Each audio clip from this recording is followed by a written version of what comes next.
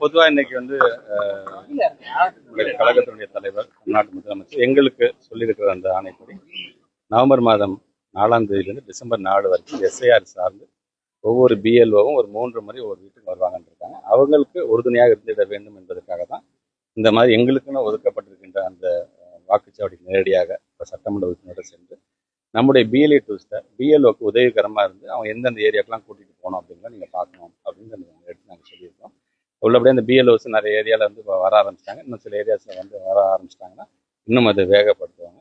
அந்த விழிப்புணர்வை நம்ம ஏற்படுத்திருக்கோம். கிட்டத்தட்ட 1951 2002 வரைக்கும் உங்களுக்கே தெரியும், ஒரு 8 முறை இந்த எஸ்ஐஆர் நடந்திருக்குது என்று சொன்னாலும் இன்றைக்கு உதாரணத்துக்கு இப்போ மாநிலங்கள் பீகாரில் ஒரு 65 லட்சம் பேர், ஹரியானாவில் 25 லட்சம் பேர் நீக்கியிருக்காங்கன்னு சொன்னால் அப்படிப்பட்ட ஒரு நிலை நமக்கு வந்துவிடக்கூடாது அப்படிங்கிறதுல நாம் எச்சரிக்கையாக இருக்க வேண்டும் என்று தலைவர் வந்து சொல்லியிருக்காங்க. ஸோ அதனால தான் இங்கே வரும்பொழுது இந்த சிறுபான்மை மக்களுடைய வாக்குகளாக இருந்தாலும், குறிப்பாக இந்த அரசாங்கத்தின் மூலமாக பயன்படுத்துகின்ற பெண்கள் வாக்குகளாக இருந்தாலும், பல்கா சேர்க்கறது பல்கா நீக்கும் பொழுது மட்டும் அது சந்தேகம் என்று இருந்துச்சுன்னா உடனே நீங்கள் அப்ஜெக்ஷன் தெரிவிக்க வேண்டும் என்கின்ற ஒரு விழிப்புணர்வு ஆல்மோஸ்ட் பார்த்தீங்கன்னா எல்லா பிஎல்ஏ டூஸ்க்கும் அது சார்ந்து ஒரு விழிப்புணர்வு ஏற்படுத்திருக்கு.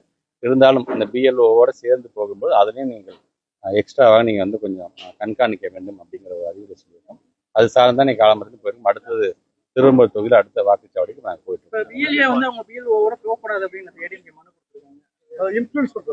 அது நேற்று எங்களுடைய சட்டத்துறை சார்ந்திருக்கின்ற நம்முடைய முன்னாள் இளங்கோவன் கூட சொல்லியிருக்கேன், ஜனநாயகத்தின் மீது நம்பிக்கை இல்லாதவங்க தான் இந்த எஸ்ஐஆர்ஸ்க்கு ஆதரவு கொடுத்துட்டு இருக்கிறாங்க. எங்களை பொறுத்தவரை ஜனநாயகத்தின் மீது நம்பிக்கை இருக்கிற காரணத்தினால தான் அதில் ஏமாந்து விடக்கூடாது, எச்சரிக்கையோடு இருக்க வேண்டும் என்பதற்காக நாங்கள் இந்த பணியை நாங்கள் செய்கிறோம்.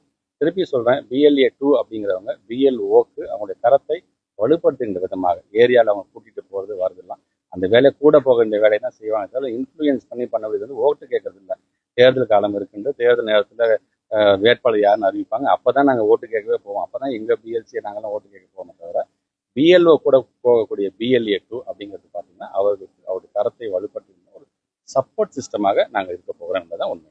புதிய ஆமாம், ஐஎஸ்ஆர் டைரக்டர் நாராயணன் சார் மூலமாக ஒரு அவங்க அது சார்ந்து அது கிரிக்கெட் வீரர் இந்த மாதிரி ஒரு 13 பேர் கொண்ட குழு என்னுடைய தலைமையில் வந்து தலைவர் வந்து வடிவமைச்சிருக்காங்க. ஸோ பாடத்திட்டம் அப்படிங்கிறது எவ்ரி ஒரு 5 to 7 years ரிவைஸ் பண்ணிகிட்டே இருக்கும். ஸோ இன்னைக்கு இருக்கிற ட்ரெண்டுக்கு தகுந்தப்போ அந்த பாடத்திட்டங்களை எப்படி நம்ம ரிவைஸ் பண்ண போகிறோம் அப்படிங்கிறதுக்காக உருவாக்கப்பட்டிருக்கின்ற குழு.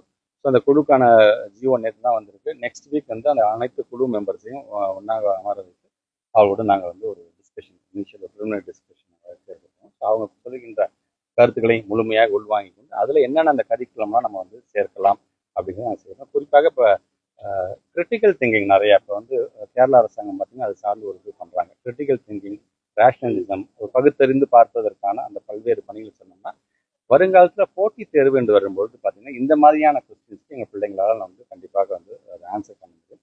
ஸோ அந்த அறிவை வளர்ப்பதற்கான முக்கியத்துவத்தை வழங்கணும். ஃபியூச்சரிஸ்டிக் ஸ்கில்ஸ், டெக்னாலஜி ரிலேட்டடாக என்னென்னலாம் ட்ரெண்ட் இன்னைக்கு வந்துட்டு இருக்குது அதை உள்ளுக்குள்ள எப்படி இன்க்ளூட் பண்ண போகிறோம். சயின்ஸ் சார்ந்து ஐஎஸ்ஆர்ஓ டாக்டர் நாராயணன் சார்லாம் இருக்கும்போது கண்டிப்பாக இன்னும் இதில் நம்மளுடைய கரிக்குலம் வந்து ஒட்டுமொத்த இந்தியாவுக்கு ஒரு எடுத்துக்காட்டு கரிக்குலமாக கண்டிப்பாக இருக்கு. இப்போ வந்து தலைவர் வந்து இப்போ ஒரு சட்டமன்ற உறுப்பினருடைய அந்த கோரிக்கை ஏற்று ஸ்கூல் அப்கிரேடேஷனாக இருந்தாலும் சரி, புதிதாக தொடக்கப்பள்ளிகள் ஒரு 13 ஸ்கூல்ஸ் நாங்கள் திறந்துருக்கோம். 13 ஸ்கூல்ஸ் நம்ம இப்போ லொக்கேஷனோட நாங்கள் திறக்கும்போது அந்த பள்ளிக்கூடம் எந்த இடத்துல திறக்கலாம். ஸோ பக்கத்தில் இருக்க ஒரு சமுதாய கூட்டத்திலேயோ ஒரு பக்கத்தில் இருக்க ஒரு மண்டபம், பொதுவான மண்டபத்தில் இமீடியட்டாக நீங்கள் ஆரம்பிச்சிருங்க. இந்த கல்வி வந்து ஆரம்பிச்சு பசங்களை சேர்க்க நாங்கள் பணியை செய்யுங்க.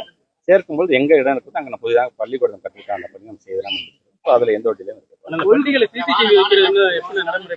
அவன் ஏற்கனவே இப்போ நீங்கள் சொல்கிற மாதிரி ஒவ்வொரு ஸ்கூல்ஸ்லையும் பார்த்தீங்கன்னா என்ட்ரன்ஸில் வந்து ஃபஸ்ட்டு வைக்கணும் அப்படிங்கிற ஒரு இதுக்கு சொல்லியிருக்கோம். அது மிக விரைவாக அது டென்த்து ஃப்ளோட் பண்ண சொல்லி அது கண்டிப்பாக வந்துடும். 12th very first time accountancy இதில் வந்து டீச்சர்ஸ் அண்ட் ஸ்டூடெண்ட்ஸோட ரெக்வஸ்ட் அது அக்கௌண்டன்சிக்கு வந்து கொஞ்சம் எங்களுக்கு கால்குலேட் கொடுத்தா சரியாக வந்து எல்லா டீச்சர்ஸும் நன்றியும் தெரிவிச்சிருக்கிறார்கள். கண்டிப்பாக ஒரு தேர்ச்சி விகிதம் அதுக்கு அதிகமாக இருக்கும்.